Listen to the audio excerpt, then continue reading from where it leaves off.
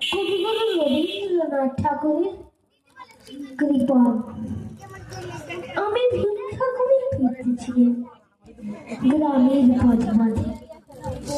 তুমি তখন চলেছিলে তোমার স্বর রাতে অপূর্ব এক স্বপ্নের সঙ্গে। লাগতেছিল চোখে মম।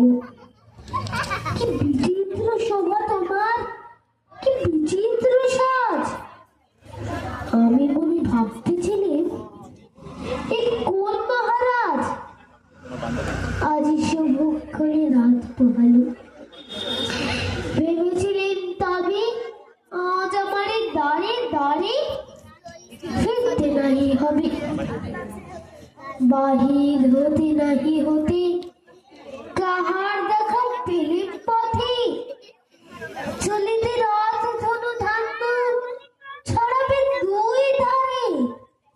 মুঠা মুঠা করিয়ে নেব নেব ভারে ভারে।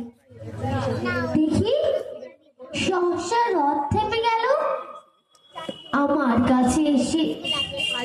আমার মুখ পানে চেয়ে নামলে তুমি হেসে। দেখে মুখের প্রসন্নতা জুড়িয়ে গেল সকল ব্যথা। হেন কালী কিসের লাগে তুমি আকর্ষণ, আমায় কিছু দাও গো বলে বাড়িয়ে দিলে হাত।